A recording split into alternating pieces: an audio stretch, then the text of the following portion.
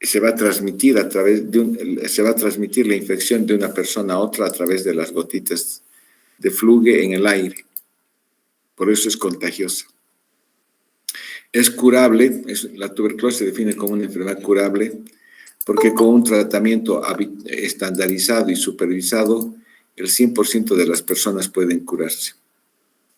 Indudablemente hay personas que tienen secuelas de la tuberculosis o no se curan porque el tratamiento no es el adecuado. Con un tratamiento adecuado y supervisado podemos tener una opción de 100% de cura. Y es social, se define la tuberculosis como una enfermedad social porque afecta sobre todo a aquellos grupos sociales más deprimidos. Tiene una incidencia de alrededor de 1/3 de la población mundial está infectada por tuberculosis. En Bolivia, casi 70 habitantes por 100.000 tienen tuberculosis. Y de esta proporción de 70 habitantes por 100.000, el 35% de estas personas tienen baciloscopía positiva. Entonces, este 35% de personas con baciloscopía positiva es el problema social porque eso va a producir el contagio a otras personas. La tasa de mortalidad de la tuberculosis va alrededor de 20 por 100.000 habitantes. Y esta tasa de mortalidad es mayor, sobre todo cuando la tuberculosis está asociada con el VIH o con estados de inmunosupresión. La patogenia de esta infección por micobacteria en tuberculosis pasa porque las personas se contagian por vía inhalatoria. Las infecciones respiratorias pulmonares, la mayor parte se contagian por vía inhalatoria. Esto va a producir lo que se llama inicialmente la tuberculosis, pero no siempre la enfermedad por tuberculosis. Una vez instalada la infección, se producen diseminaciones broncógenas, linfáticas, hemáticas, que van a producir una siembra de estos focos de tuberculosis en cualquier órgano. Entonces, en un primer momento, la primera infección por la tuberculosis, cuando el ser humano entra en primer contacto con la tuberculosis, se llama la prima infección tuberculosa. Esta prima infección tuberculosa puede, en un porcentaje bajo, terminar en lo que se llama una tuberculosis primaria. Puede terminar en la enfermedad que es una tuberculosis primaria. Esta es una forma de enfermedad de la tuberculosis. O puede haber una tuberculosis de reactivación del adulto por focos iniciales. Entonces, hay dos formas en las cuales se puede producir la tuberculosis. La tuberculosis primaria en el primer momento cuando entra en contacto con el bacilo, o la tuberculosis de reactivación. Este germen es un micobacterium, se llama el bacilo de Koch, porque Koch fue el primero que lo descubrió. Este micobacterium es un germen intracelular aeróbico que vive idealmente en estas temperaturas. Tiene una forma de bastoncillo con estas medidas y una de las características es que tiene una pared celular rica en lípidos. Esta pared celular rica en lípidos impide que se decolore el bacilo teñido con el alcohol o el ácido que usan en los laboratorios. De ahí el nombre de BAR, es un bacilo ácido alcohol resistente. Una vez adquirido la coloración con la tinción de Ziel-Nielsen, entonces no se decolora fácilmente mediante el contacto con el alcohol o los ácidos. Tiene un lento crecimiento con un tiempo de división de cada 18 horas. Y el estudio universal para la detección de la tuberculosis es mediante la tinción de Ziel-Nielsen, de extendidos directos de la expectoración o de cualquier secreción que nosotros obtengamos. El reservorio natural de la tuberculosis es el ser humano. Ahí se queda la tuberculosis y esas personas son las que van a contagiar a otros individuos. La vía de transmisión, como les digo, es por vía aérea, por vía inhalatoria. Los individuos enfermos al toser o al hablar generan partículas de flujo que tienen 1 a 2 micrones de diámetro, y estas partículas por vía aérea pasan a otro individuo y llegan a los alvéolos subpleurales a nivel de los lóbulos inferiores, sobre todo en el lóbulo inferior derecho. Cuando por primera vez un niño o un joven entra en contacto con el bacilo de la tuberculosis y no tiene inmunidad, entonces estos bacilos, al llegar a los alvéolos, son fagocitados por los macrófagos presentes en los alvéolos. Son fagocitados por estos macrófagos. Pero como no hay respuesta inmunitaria, estos bacilos fácilmente se multiplican. Estos bacilos fácilmente se multiplican. Indudablemente, estos macrófagos alveolares van a generar una respuesta inflamatoria a través de la generación de citoquinas. Y la generación de citoquinas va a producir un proceso inflamatorio local. Esta generación de citoquinas va a atraer a los polimorfos nucleares, a los monocitos. Estas células inflamatorias se van a localizar en el lugar donde los alvéolos, donde ha llegado el bacilo de Koch. Los van a fagocitar, pero todavía el bacilo, al no estar activadas estas células inicialmente, el bacilo sigue replicándose, porque inicialmente no hay inmunidad. Durante las primeras 3-4 semanas no se produce, al no existir inmunidad, el bacilo se multiplica en forma no limitada dentro de los macrófagos alveolares, dentro de los polimorfos nucleares, los monocitos.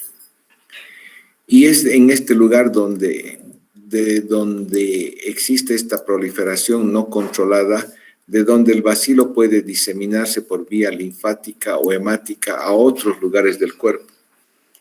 Obviamente, por vía linfática se va a diseminar a los ganglios locales, a los ganglios del hilio pulmonar, a los paratraqueales, a los ganglios mediastinales.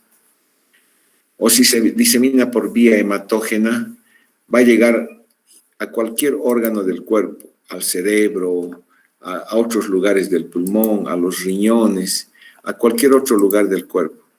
Y obviamente esta diseminación hemática, linfática y hematógena es la que va a originar posteriormente lo que se va a llamar la tuberculosis de reactivación.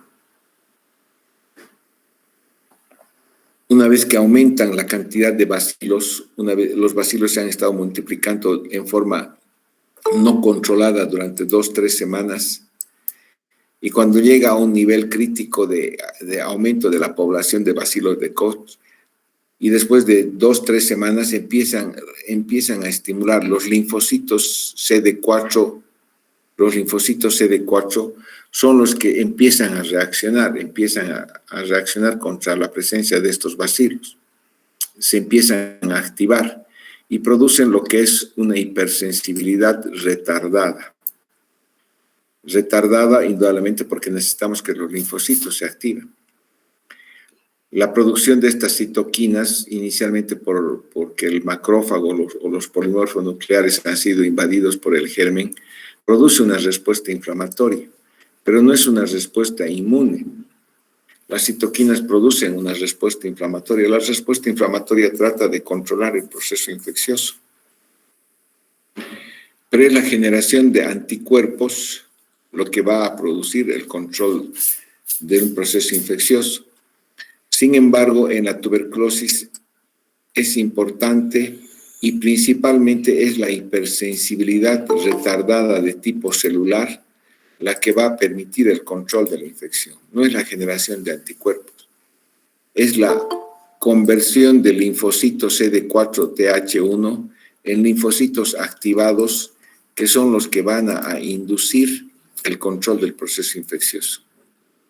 Estos linfocitos se localizan en el foco inicial, donde inicialmente entró el bacilo de Koch, y en los focos secundarios que se han producido por la diseminación hematógena o linfática.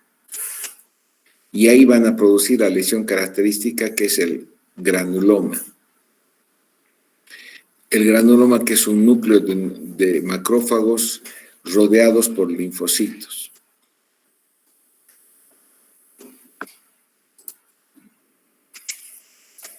Estos linfocitos empiezan a producir recién anticuerpos después de la segunda, tercera semana. Una vez que se han activado, empiezan a producir anticuerpos como el interferón, y estos van a activar a los macrófagos, a estos macrófagos que inicialmente fagocitaron al bacilo de Koch, van a activar a los macrófagos, van a activar a los polimorfonucleares o los monocitos, y van a producir una destrucción de los bacilos que están dentro de los macrófagos y una lisis de estos macrófagos. Esto va a dar lugar a una de las lesiones características de la tuberculosis, cuál es la necrosis gaseosa de ese tejido. Estos macrófagos activados a veces se fusionan entre sí, y al fusionar se producen lo que son las células multinucleadas, que también son características de los granulomas. Este tipo de hipersensibilidad retardada reconoce la lesión inicial y la lesión, el foco inicial y los focos secundarios que se hayan producido por la diseminación hematógena y linfática. Este foco inicial de infección por la tuberculosis en un 90% va hacia la fibrosis, a la reabsorción y la formación de un granuloma, que es lo que vamos a ver posteriormente a veces en las radiografías, un granuloma calcificado, reabsorbido y calcificado. En el 90% de los casos el foco inicial de infección por tuberculosis se reabsorbe y queda como secuela un granuloma que a veces podemos ver en las radiografías de tórax de los adultos. Sin embargo, en un 10% de los pacientes, este proceso infeccioso inicial deriva en una enfermedad, en un proceso de enfermedad que se llama la tuberculosis primaria. La tuberculosis primaria. Esta tuberculosis primaria se presenta sobre todo en los primeros 5 años después de la infección. Hay ciertos grupos de poblaciones que tienen una predisposición genética a desarrollar una tuberculosis desde el principio, sobre todo en los recién nacidos y en los muy ancianos, en pacientes inmunodeprimidos donde la respuesta inmunitaria es baja, o en los pacientes portadores del virus del VIH, en estados de nutrición, en pacientes alcohólicos. Si entra por primera vez el bacilo de Koch, puede degenerar en una tuberculosis primaria. O cuando hay una exposición a una dosis infectiva alta con cepas muy virulentas.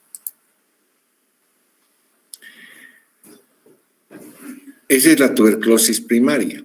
La tuberculosis de reactivación secundaria o la tuberculosis del adulto suele ser un foco de reactivación que está distante al sitio primario de infección por la tuberculosis. Habitualmente puede ser a nivel pulmonar. El primer sitio donde entra el bacilo de Koch es el lóbulo inferior, sobre todo el lóbulo inferior derecho. Pero después de que se produce la diseminación hematógena, el bacilo de Koch suele ir hacia las zonas más aereadas del pulmón. Es un germen aeróbico que se aloja sobre todo en los lugares con mejor ventilación del pulmón, que en este caso son los vértices pulmonares. Entonces, los focos secundarios de diseminación a nivel pulmonar pasan a ser los vértices pulmonares. Sin embargo, también puede afectar cualquier órgano.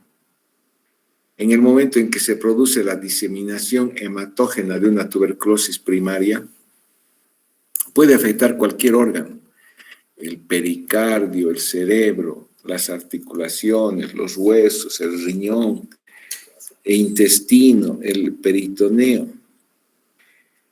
Hasta hay tuberculosis genital. Entonces puede diseminar en cualquier órgano. La diseminación hematógena permite que los bacilos de la tuberculosis lleguen a cualquier órgano. La lesión que se produce en la tuberculosis secundaria puede ser, típicamente es una lesión cavitaria a nivel pulmonar o la lesión miliar. La lesión cavitaria obviamente sucede cuando existe un aumento de la necrosis caseosa, una necrosis granulomatosa caseosa, que inicialmente va a formar un nódulo que llamamos tuberculoma. Y debido a la presencia de proteasas que van a producir una licuefacción de esta necrosis caseosa y va a formar esa lesión característica que es el casium de la lesión cavitaria. Hay una licuefacción de todo el granuloma, que en este caso llamamos tuberculoma. Este tuberculoma puede abrirse hacia los bronquios. Al vaciarse hacia los bronquios, obviamente va a quedar como una cavidad, que es la imagen característica de la tuberculosis, una imagen cavitaria de la lesión secundaria. Indudablemente, al abrirse a los bronquios, el paciente va a eliminar bacilos de la tuberculosis durante la tos o en las respiraciones profundas, y esto va a ser la fuente de contagio principal para la generación de nuevos casos de tuberculosis. En el 40% de los casos, esta cavidad en forma natural colapsa, las paredes se cierran, se forma tejido fibrótico y llega a calcificarse. Sin embargo, en el interior de la cavidad quedan bacilos de la tuberculosis intracelulares que continúan multiplicándose, que no se detienen en su división, y años posteriores pueden producir una nueva reactivación. Es por eso que muchos pacientes tuberculosos tienen una lesión fibrótica en el lóbulo superior, han recibido tratamiento para tuberculosis hace 10 años, han cumplido el tratamiento y quizás después de 10, 15 años nuevamente tienen otra reactivación de la tuberculosis. Eso se produce porque los bacilos de la tuberculosis tienen diferentes poblaciones intracelulares, extracelulares, y son las poblaciones intracelulares las que quedan en estado latente, quiescente, y que después de muchos años pueden volver a iniciar un ciclo reproductivo y producir una nueva enfermedad de reactivación. En estas lesiones cavitadas, al romperse la caverna, también puede producirse una diseminación hematógena, lo mismo que en la lesión primaria. Una diseminación hematógena que se va a llamar la diseminación miliar, sobre todo en pacientes que tienen inmunosupresión. Esta diseminación miliar significa que existe una gran cantidad de pequeños granulomas en muchos órganos, en el pulmón, en el cerebro, en el hígado. Y al tener inmunosupresión, no desarrollan la respuesta inmunológica y obviamente hay poco tejido necrótico. La necrosis en el granuloma implica que las células han fagocitado el bacilo de Koch y se han destruido. Entonces, cuando existe estados de inmunosupresión, inmunodeficiencia, no existe una activación adecuada de las células inmunes, de los linfocitos, de los granulomas. Entonces, existe poco tejido necrótico y son solamente granulomas diseminados en múltiples órganos. La tuberculosis primaria aparece después de la infección inicial. Está localizada sobre todo en los campos medios e inferiores del pulmón porque Si ustedes pueden fijarse en esta gráfica, es el bronquio medio derecho, es el que tiene una dirección más recta en relación a la tráquea.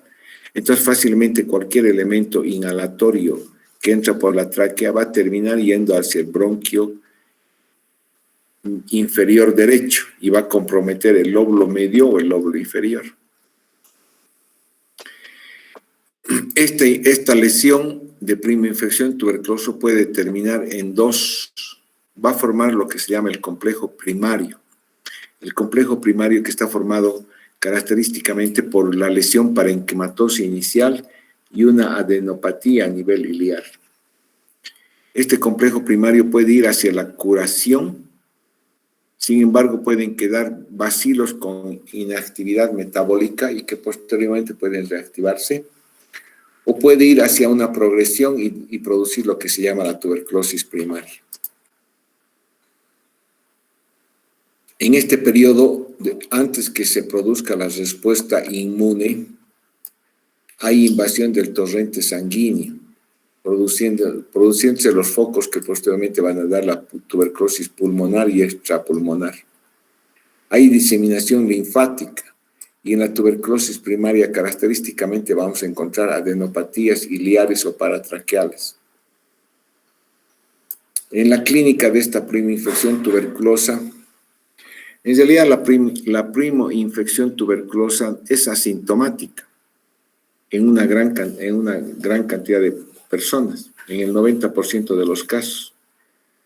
Y a veces solamente se detecta que ese paciente ha tenido prima infección tuberculosa o está cursando la prima infección porque existe un cambio en la respuesta al PPD. El PPD es el derivado proteico purificado. Es una prueba de hipersensibilidad que se hace usando un derivado proteico purificado del bacilo de coco. Es una prueba de hipersensibilidad que se hace a nivel cutáneo y cuando existe una respuesta de induración de más de 10 milímetros, significa que el individuo tiene una respuesta de hipersensibilidad a la tuberculosis, pero no significa que tenga enfermedad. Lo único que indica el viraje de la prueba del derivado proteico purificado es que el individuo ha estado en contacto con el bacilo de la tuberculosis, ha desarrollado hipersensibilidad, pero puede que no tenga síntomas. Entonces, en el 90% la prima infección tuberculosa es asintomática. Sin embargo, en un 10% de los pacientes, y sobre todo en los niños, puede desarrollar un cuadro infeccioso, un problema de enfermedad llamado la tuberculosis primaria, que se caracteriza porque es un síndrome infeccioso inespecífico, un síndrome infeccioso respiratorio inespecífico, con fiebre, anorexia, pérdida de peso, sudoración. Hay tos, dificultad respiratoria, o sea, signos de una neumonitis inespecífica. Si hacemos la prueba del PPD, que actualmente ya se hace muy poco, comprobamos la conversión o aumento de la respuesta al PPD. En la radiografía de tórax vamos a encontrar infiltrados parenquimatosos, sobre todo en el lóbulo inferior derecho, más las adenopatías traqueales o paratraqueales. Es la característica lesión de la tuberculosis primaria. El infiltrado parenquimatoso periférico, sobre todo en los lóbulos inferiores y sobre todo en el lado derecho, con adenopatías. En el laboratorio siempre tenemos que pedir la baciloscopía, la tinción de Ziel-Nielsen de expectoraciones que produce la persona. Hay leucocitosis, la velocidad de sedimentación está elevada, puede haber también anemia. Y la evolución de esta enfermedad, la evolución natural, cuando no existe un tratamiento específico para la tuberculosis, puede ser que vaya hacia la reabsorción y calcificar las lesiones. tanto calcificación de las lesiones parenquimatosas como de las lesiones ciliares. Sin embargo, puede haber progresión de estas lesiones. Estas lesiones van a producir una condensación, un síndrome de condensación, o puede fijarse hacia los bronquios y producir una diseminación broncógena a otras zonas del pulmón, incluso del lado contralateral. Puede también producirse una diseminación linfohematógena en este momento, con implantes a nivel de la pleura, con diseminación a nivel de la pleura, de la meninge, o una diseminación hematógena miliar. En la radiografía, lo más característico de la tuberculosis primaria es la presencia de adenopatías a nivel iliar, imágenes redondeadas a nivel del ilio pulmonar, asociado quizás a un foco de infiltrado en la base pulmonar derecha. No es específico esto. Estas adenopatías iliares, asociadas a un foco, en este caso a un foco de atelectasia, consolidación del lóbulo inferior derecho. Las adenopatías van a producir una compresión del bronquio inferior derecho y pueden producir atelectasia o consolidación de este lóbulo inferior, sobre todo en personas jóvenes. La otra forma de tuberculosis es la tuberculosis postprimaria. La tuberculosis postprimaria, llamada tuberculosis secundaria de reactivación del adulto o por reinfección endógena.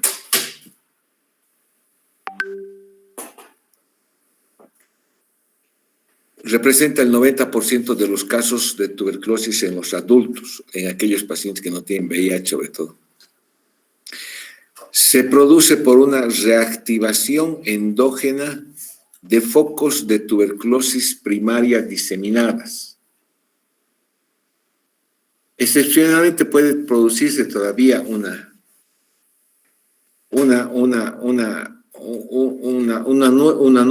nuevo contagio. Nadie está libre de poder contagiarse con tuberculosis. Cualquier persona que sube a un micro, y si hay, lastimosamente, dentro de ese vehículo hay alguna persona que tiene baciloscopía positiva y tose, entonces el pasajero de al lado puede contagiarse, puede nuevamente reinfectarse, puede nuevamente inhalar y puede iniciar un foco de reactivación. Indudablemente, si esa persona ya ha tenido infección tuberculosa, el comportamiento de ese nuevo foco de reinfección endógena no va a ser como una tuberculosis de infección. Hay factores que predisponen a la reactivación de estos focos endógenos. La presencia de inmunosupresión con la enfermedad del SIDA, el alcoholismo, la diabetes, la desnutrición crónica, patologías crónicas como la insuficiencia renal y la inmunodepresión. Incluso en la tuberculosis primaria hay un periodo de multiplicación activa, obviamente más corta, porque el individuo ya tiene una hipersensibilidad retardada, pero todavía en los primeros días puede, hasta que se reactiva nuevamente la inmunidad celular, existe un periodo de multiplicación activa que puede producir la enfermedad cavitaria, que sobre todo en la parte pulmonar está localizada en los lóbulos superiores, en los segmentos apicales y posteriores de los lóbulos superiores. También puede activarse en los segmentos superiores de los lóbulos inferiores. Sobre todo son los ápices pulmonares los lugares donde se produce la tuberculosis de reactivación. En esta tuberculosis postprimaria, fácilmente, como ya existe inmunidad, como ya existen linfocitos activados por la primera primoinfección, entonces fácilmente estos linfocitos se acumulan alrededor del foco de infección, macrófagos, linfocitos, y van a producir el material gaseoso que se va a licuar y que se puede destruir este material gaseoso hacia los bronquios y producir una diseminación broncógena de ese material a otros lugares del pulmón y producir lo que se llama la diseminación broncógena de la tuberculosis. O en estas paredes de estas cavernas, de estas lesiones cavitarias, pueden destruirse también los vasos sanguíneos.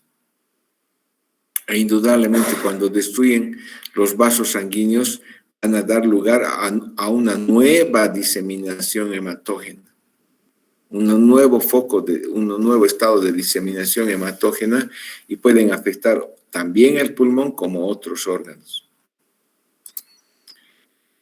En la clínica de la tuberculosis secundaria de reactivación, sobre todo localizada en los segmentos posteriores de los lóbulos superiores, la clínica también es de un cuadro respiratorio infeccioso, con tos, con expectoración purulenta, verdosa, y cuando existe necrosis de la pared de la caverna puede haber también hemoptisis por destrucción de los vasos sanguíneos, dificultad respiratoria, fiebre y sudoración nocturna, que es característica de la tuberculosis, pérdida de peso, decaimiento, cansancio, pérdida de apetito, dolor torácico. Lo más característico de una tuberculosis es la tos con expectoración, la hemoptisis, fiebre y sudoración nocturna, pérdida de peso y pérdida de apetito. Este cuadro puede durar semanas a meses. Y de ahí viene la definición de lo que nosotros llamamos el paciente sintomático respiratorio. El paciente sintomático respiratorio es aquel paciente que tiene tos y expectoración por más de 2 semanas. En ese paciente sintomático respiratorio es el que hay que buscar tuberculosis. Cualquier persona que tiene síntomas respiratorios que no se alivian en las primeras 2 semanas con un tratamiento antibiótico adecuado, pasa a llamarse sintomático respiratorio. Y es en esas personas en los que hay que buscar hacer estudios para tratar de determinar si la causa de sus síntomas respiratorios no es la tuberculosis. Obviamente hay que hacer una radiografía de tórax, que es el estudio más sencillo a realizar. Vamos a encontrar un infiltrado, un aumento de densidad irregular difuso a nivel infraclavicular en los lóbulos superiores, que pueden tener una imagen cavitaria en su interior, que es la lesión característica de una tuberculosis, un infiltrado difuso irregular de forma lineal, de forma acinar, pero localizado a nivel infraclavicular, en los ápices. O si hay una imagen cavitaria en ese lugar, es más característico de una tuberculosis. Si se ha producido una diseminación broncógena de este foco cavitario, esa diseminación broncógena en la radiografía vamos a encontrar como imágenes acinares diseminados en los 2 campos pulmonares. Lo que tenemos que hacer indudablemente es pedir laboratorio, la tinción del Ciernier, la baciloscopía de cualquier forma de expectoración que elimine el paciente. Hay que hacer un cultivo para BK. Y actualmente lo que ha facilitado el diagnóstico es el uso de la técnica de GenExpert. La técnica de GenExpert permite que los cultivos de la baciloscopía den un resultado mucho más antes que el cultivo habitual. El cultivo para bacilo de Koch, a veces los resultados salen después de 6 u 8 semanas de realizado el cultivo. Sin embargo, con la técnica de GenExpert,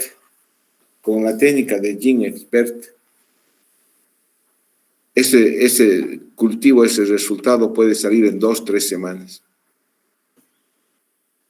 Indudablemente la baciloscopía y la presencia de una baciloscopía positiva hace el diagnóstico de tuberculosis pulmonar VAR positivo.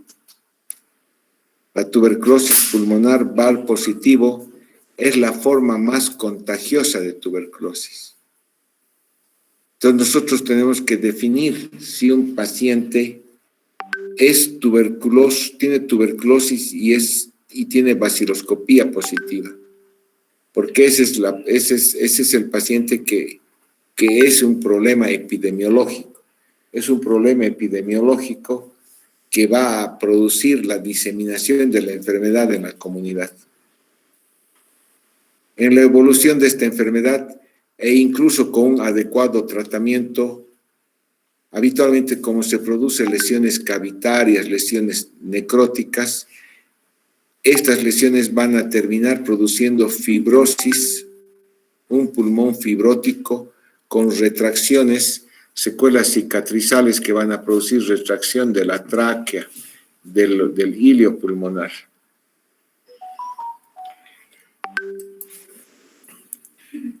La radiografía de tuberculosis pulmonar característicamente afecta a los lóbulos superiores con imágenes de consolidación o infiltrados. La tuberculosis secundaria no tiene las adenopatías características de una tuberculosis primaria. Sobre todo afecta a los lóbulos superiores. Aquí podemos ver, por ejemplo, que existe un infiltrado difuso en los lóbulos superiores. Y en este caso existe una retracción de la tráquea y el mediastino hacia arriba. Entonces, significa que este paciente ya ha tenido un proceso cicatrizal fibrótico y se está reactivando este foco, incluso formando imágenes cavitarias, imágenes redondeadas aquí, imágenes cavitarias.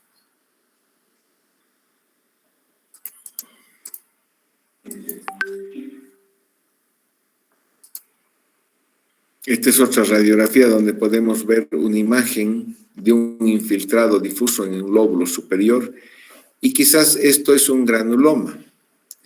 O sea, el paciente ha tenido una tuberculosis primaria que ha resuelto con la formación de un granuloma a nivel pulmonar.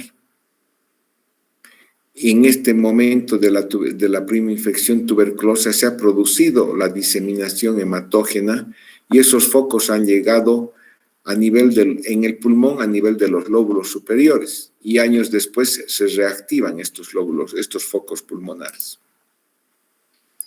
Y durante esa diseminación hematógena también pueden llegar los bacilos a nivel del parénquima, a nivel de las zonas subpleurales y producir lo que se llama otra forma de tuberculosis pulmonar, que es la pleuritis tuberculosa. Se produce por una extensión directa de un foco tuberculoso subpleural o por diseminación hematógena de un foco de prima infección tuberculoso, sobre todo en los adolescentes, adultos jóvenes. Una pleuritis tuberculosa se caracteriza por la presencia de derrame pleural. Derrame pleural que va a presentar un dolor pleurítico, dificultad respiratoria, fiebre vespertina.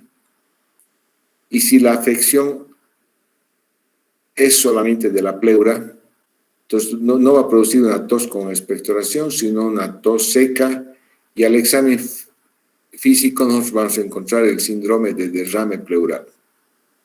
En la radiografía de tórax es característico la presencia de una imagen de aumento de densidad homogénea con una curva de concavidad superior que es característico del derrame pleural.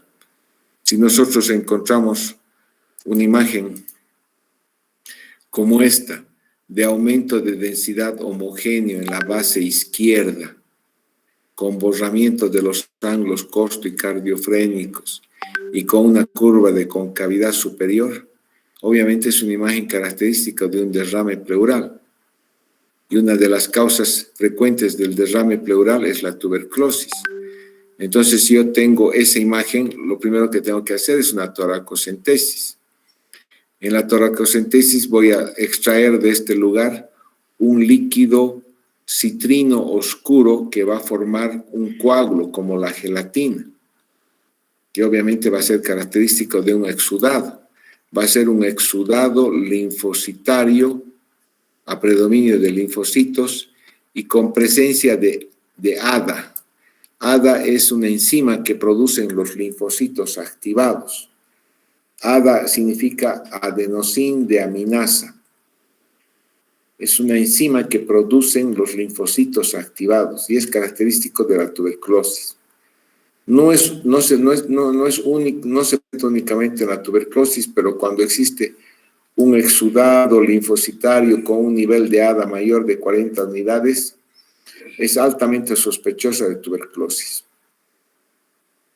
Podemos hacer también una biopsia de la pleura, una biopsia de esta pleura. Esta pleura, al tener una diseminación hematógena, nosotros en el estudio histopatológico podemos encontrar la típica lesión granulomatosa de una tuberculosis. Puede también producirse una diseminación hematógena y dar lugar a lo que es la tuberculosis miliar, que es diseminación hematógena de un foco primario o de un foco de reactivación. Se presenta en los niños adultos predominantemente y en aquellos portadores del virus del VIH. La tuberculosis miliar, la clínica es muy sopesada, es variable, no es característica. Es una enfermedad crónica, larvada, con fiebre, sudoración, pérdida de peso, palidez, hepatoesplenomegalia. Puede haber afección de las meninges con datos de meningitis. Es una clínica no característica de ninguna enfermedad y que tiene evolución larvada. La exploración, el examen clínico pulmonar puede ser normal, porque no está afectando los alvéolos. La tuberculosis miliar significa una diseminación hematógena de los bacilos hacia el intersticio pulmonar. En el intersticio pulmonar se van a producir múltiples granulomas. Y vamos a encontrar en la radiografía un infiltrado micronodular, habitualmente después de la segunda semana. Como este infiltrado micronodular está a nivel intersticial pulmonar y no está en los alvéolos, entonces la baciloscopía frecuentemente es negativa. Y a veces necesitamos hacer biopsia pulmonar mediante una broncoscopía, un aspirado, un lavado bronquial para hacer el diagnóstico. Como la tuberculosis miliar se presenta, o sea, típicamente se la encuentra en el pulmón, pero no es exclusivamente de diseminación al pulmón, sino que la diseminación hematógena va a permitir que el bacilo llegue a cualquier órgano del cuerpo. Y uno de los lugares que afecta es el sistema nervioso central. Por lo tanto, toda vez que sospechamos una tuberculosis miliar con diseminación hematógena, debemos realizar una punción lumbar para hacer un análisis del líquido cefalorraquídeo, incluso si no hay datos de meningitis, porque vamos a encontrar alteración del líquido cefalorraquídeo con un exudado, criterios de exudado con predominio de linfocitos y con un aumento de la adenosín deaminasa. Podemos hacer biopsia del hígado, de la médula ósea, que también son lugares donde se producen focos de diseminación hematógena, y hacer cultivos de estas biopsias mediante la técnica de GenExpert para poder acelerar el diagnóstico. En la tuberculosis miliar, característicamente aquí, por ejemplo, tenemos un infiltrado micronodular en miga de pan diseminado en ambos campos pulmonares. O acá tenemos un foco de condensación pulmonar con diseminación hematógena, porque también hay un infiltrado micronodular. Si apreciamos esta radiografía, podemos ver el típico infiltrado en miga de pan, pequeños nódulos diseminados en ambos campos pulmonares. En este caso no hay un foco de invasión parenquimatoso pulmonar. Quizás esta persona ha tenido una prima infección tuberculosa en un adulto joven y que ha tenido diseminación hematógena con tuberculosis miliar.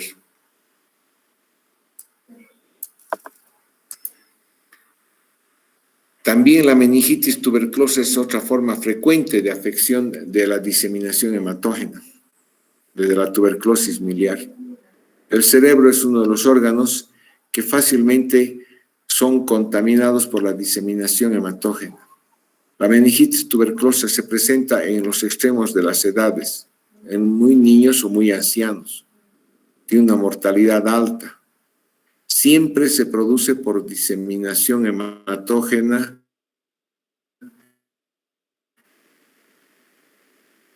un tuberculoma cerebral, un tuberculoma a nivel del cerebro. Y cuando este tuberculoma se necrosa y se abre, puede producir una meningitis tuberculosa.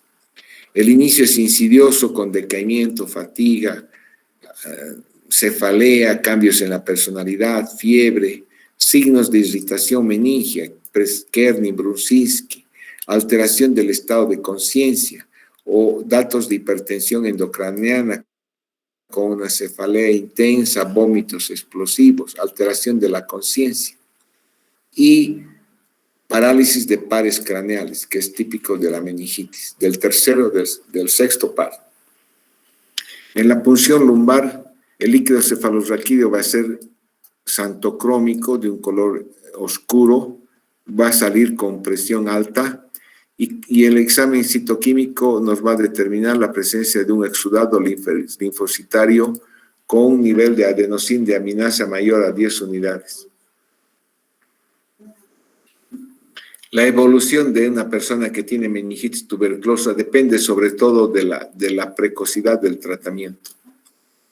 Cuanto uno más tarde en hacer el diagnóstico y hay un retraso en el inicio del tratamiento adecuado, es más probable que se producen secuelas neurológicas, como parálisis de pares craneales, hidrocefalia. Entonces, la precocidad del tratamiento es importante. Hay otras formas de tuberculosis secundaria.